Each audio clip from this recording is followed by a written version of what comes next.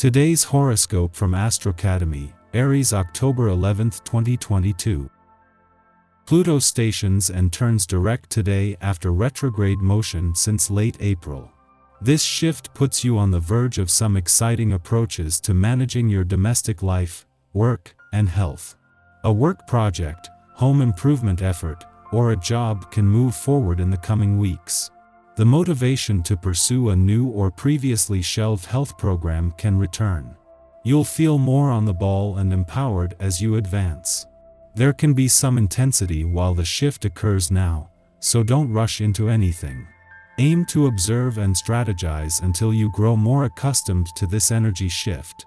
Also today, the moon heads into harmony with your sign partway through the day, and your spirits lift.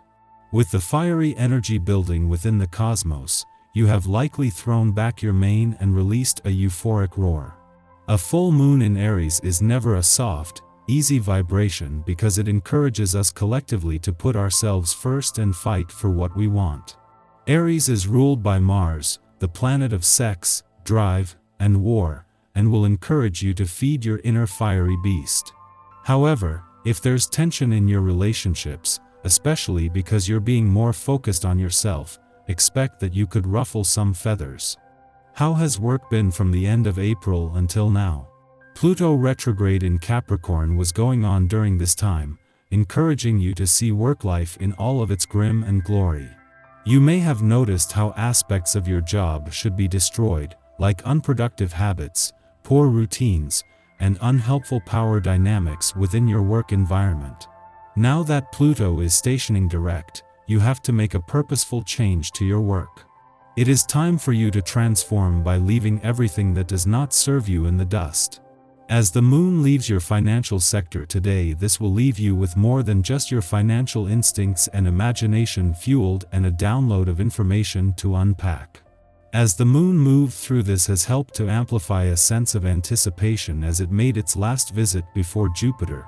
The planet of luck and expansion is due to make a rare double-dip visit later in the month. Structure in your health habits will be important to maintain during the next few weeks.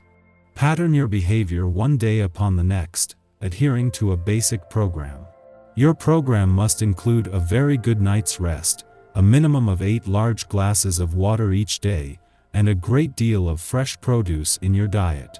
This is not a lot to do for your body, considering how much it does for you without complaint. But if your body does complain, be sure to take it seriously. For you, this period is going to seem like a breath of fresh air. Indeed, the preceding weeks were rather difficult, but you still have a lot of energy. Very soon, you should be able to harvest the fruits of your past labors, and those close to you will be happy to share this favorable period in your life. May your future success be welcomed. In your professional life, concentrate on your job, avoid obstacles, and don't hesitate to try to convince those you collaborate with of the soundness of your initiatives. To have the moon return to an adventurous part of your chart over the weekend is always an advantage, but this is more than just a chance to embrace the weekend spirit. The moon has not only returned for its last visit before Jupiter is due to retrograde back out, but as a full moon, making this something that will be a lot harder to ignore. This comes just as Pluto turns direct in your work sector. While the tide is turning on the job front, this is also a day for embracing a sense of wanderlust, curiosity, and adventure. On the same day that Saturn moves into his final 2 weeks in your relationship sector, the Sun and Venus move into their final 2 weeks in your communication sector. This will ensure the communication lines will remain open throughout the time that the doors are open to the past on the relationship front, with Mercury's return to your communication sector in 2 days ensuring support even after the focus shifts to the future. Our eyes in the sky. With the full moon in the passionate sign of Aries, it's a day to focus on your innermost desires and needs. This could be tough because, combined with the Sun in Libra, it could cause some people-pleasing energy. That doesn't go too well with what the universe is requiring of the collective these days. Maybe you're now learning that you are your own family, though you could have regrets over something or someone who recently left the picture. Keep in mind that most of these transits aren't for the faint of heart.